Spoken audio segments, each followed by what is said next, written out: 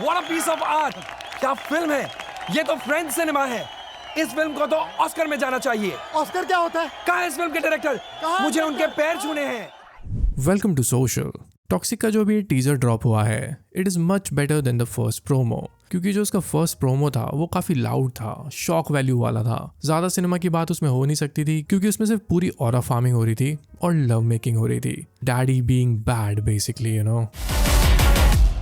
Daddies home. Yash का वहाँ पे वो ऑरा क्रिएट किया गया था। सो ऑब्वियसली उसका रिस्पॉन्स देखते हुए मेकर्स ने सोचा होगा कि अब ऐसा टीजर ड्रॉप करते हैं जिसमें कुछ डिटेल्स नोटिस हो, फिल्म के वर्ल्ड का कुछ पता चले ऑडियंस को। मैंने इस टीजर को काफी ध्यान से देखा है and I have some details for you that might help you in understanding the cinematic theme of the movie. So बिना किसी एग्जैजरेशन के, थोड़ा सा फन करते हुए, थोड़ा सिनेमैटिकली डिकोड करते हुए वीडियो शुरू करते हैं। सो पूरा टीजर देखते हुए तो ये लग रहा है that it looks like a story जो 2 फेजेस में दिखाई जाएगी। वी माइट सी 2 कैरेक्टर्स और मे बी 2 different life situations played by Yash. Vibe तो यही आ रही है। मे बी इस character gets a second life kind of a thing, जहां हम इसको 2 फेजेस में देखेंगे। एक होगा इसका यंग फेज ऑफ लाइफ कि ये बेसिकली ऐसा कैसे बना, और एक होगा इसका मैच्योर्ड फेज जहां पे ये पूरी दहशत करता है। इसलिए फिल्म में 2 अलग लुक्स दिखाए जाते हैं। One is the bearded one and one is the clean shaven one.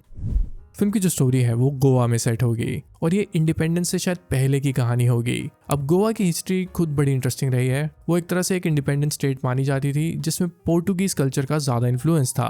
सो उस टाइम पे ये बाकी इंडियन सिटी से काफी मॉडर्न थी। चाहे आप स्टाइल की बात करो या ऑक्यूपेशन की, गोवा काफी अलग हुआ करता था। सो यहाँ पे जो यश का लुक दिखाया गया है वो यूजुअली आपको इंडियन फिल्म में गैंगस्टर्स का लुक देखने को नहीं मिलता है। It's just because he is based around Goa, so इसलिए इसका लुक ऐसा दिया गया है। अब अगर आप यहाँ पे नोटिस करो तो रॉयल सर्कस आपको देखने को मिलता है और ये फिल्म के वर्ल्ड का मेन पार्ट हो सकता है, क्योंकि ज्यादातर एक्शन सीन्स इसी के अराउंड है टीजर में। मुझे लगता है कि it might serve as a hideout for the criminals, जहाँ वो क्राइम को कंट्रोल करते हैं, but on the front it's a circus जहाँ पे बहुत ही वियर्ड चीजें देखने को मिलेंगी। इसीलिए इस बेचारे जोकर को इतनी बुरी तरह मार पड़ रही है। इट बेसिकली शोज कि सर्कस में काम करने वाले लोग भी क्राइम से जुड़े होंगे। अब इस शॉट में मैं नोटिस किया कि ये शायद कोई जापानीज लोग हैं या हांगकांग से हैं, बिकॉज यहाँ पे एक रेड सा टोन दिया गया है तो थोड़ा वो जापानीज वाइब दे रहा है। सो इस शॉट से तो ये लग रहा है कि ये भी एक क्राइम सिंडिकेट का पार्ट है। मींस यश को यहाँ पे काफी इंटरनेशनल लेवल की गैंग्स को फेस करना होगा। अब जो नेक्स्ट सीन है, यहाँ से पता लगता है कि Yash loves to make out aggressively, क्योंकि प्रोमो में भी उन्होंने एक ऐसा ही सीन रखा था जिसने सबको शॉक कर दिया था कि भाई यश क्या कर रहे हो यार। सो बेसिकली वो एस्टैब्लिश करना चाह रहे थे कि ये कितना अग्रेसिव है मेक आउट करते हुए भी। अब उन्होंने टीजर में भी इसी तरह का शॉट रखा है दैट एक्सप्लेन्स कि उसकी नेचर काफी वायलेंट है even while he makes love to women. So Yash fans get ready to see some banger scenes in the movie. India में तो पता नहीं लोगों को अपने फेवरेट हीरो को मेकआउट करते हुए देखना पसंद है। ओ भाई वाह क्या सीन है। So definitely this film will get an A certificate. अब इस शॉट को नोटिस करो तो यश का कैरेक्टर यहाँ पे ट्रेन के सामने खड़ा हुआ है। दिस प्रॉब्ली एक्सप्लेन्स कि उसकी गैंग कुछ सामान चुराने वाली है and it might be related to smuggling something illegal in Goa. अब ट्रेन के शॉट के बाद हमें नेक्स्ट शॉट में शिप दिखाई जाती है, जिससे हमें दिखाया जा रहा है कि स्मगलिंग के और भी तरीके इस फिल्म में दिखाए जाएंगे। Also I should tell you कि गोवा में शिप्स के थ्रू स्मगलिंग करना एक पुराना कॉन्सेप्ट माना जाता है और बॉर्डर क्रॉसिंग भी वहाँ पे बहुत कॉमन थी, इसलिए शायद इस तरह की सिचुएशंस फिल्म में दिखाई जाएंगी। अब ट्रेन दिखा दी, शिप दिखा दी, अब नेक्स्ट शॉट में प्लेन्स दिखा दिए। So this film is going to have everything almost. कुछ लोगों को तो शायद ये फिल्म बियॉन्ड इमेजिनेशन लगने लग जाए, बट मेरे एक्सपीरियंस में मैंने ये देखा है कि जब फिल्में कुछ ज्यादा दिखाने की कोशिश करती है ना, वो अच्छे से उन चीजों को पुल ऑफ नहीं कर पाती हैं। I hope toxic is able to do this. By the way, जो ये प्लेन है कहीं ना कहीं ये पबजी की याद नहीं दिला रहा है? ध्यान से देखो। वीडियो कंटिन्यू करने से पहले मैं आपको अपनी लाइफ की एक छोटी सी अपडेट देना चाहूँगा कि मैं इस वीक के रिव्यूज शायद टाइम पे ना कर पाऊँ, because I am going through a small dental surgery, जिसके बाद मैं बोलने के लायक नहीं रहूँगा 3-4 दिन। सो ये 2 मूवीज़ कैनेडी और 80, इन दोनों को मैं वीडियो में रिव्यू अभी नहीं कर पाऊंगा। I will definitely make something around them later on, but इनके रिव्यूज़ मैं सोशल मीडिया हैंडल्स पे और लेटरबॉक्स पे ज़रूर पोस्ट करूँगा। सो अगर आप मेरा point of view in films के अराउंड चाहते हो तो आप प्लीज़ मुझे मेरे सोशल मीडिया हैंडल्स पे ज़रूर फॉलो कर लेना। ये तो थी मेरी लाइफ की update. Now let's continue forward. Now look at this scene जहाँ पे एक सेमेट्री को दिखाया जा रहा है और वहाँ पे एक स्कल्पचर जल रहा है। ये वही सेमेट्री है जो टॉक्सिक के फर्स्ट प्रोमो में दिखाई गई थी। So I think it will serve as an important event in this film. कुछ तो यहाँ पे बहुत ही बड़ा होगा जिसके बाद फिल्म की स्टोरी कोई ना कोई टर्न तो जरूर लेगी। इसीलिए सेमेट्री में जो एक्शन सीन दिखाया गया था उससे ही यश के कैरेक्टर का इंट्रोडक्शन प्रोमो में किया गया था। अब इस टीजर को बड़े इंटरेस्टिंग वे में एडिट किया गया है। उसके दूसरे सीन में हम एक आदमी के मुंह पे आग जलती हुई देखते हैं। बट वो वेट, आपने इस सीन में कुछ नोटिस किया? ध्यान से देखो, इसके बैकग्राउंड में एक लड़की है जिसको शायद यहाँ पे किडनैप करके रखा गया है, और मे बी यश का कैरेक्टर आके सीधा इस बंदे के फेस पे धड़ फायर आग जल्दी लेट। So I am kind of sure कि इस सीन में यही सिचुएशन दिखाई गई होगी।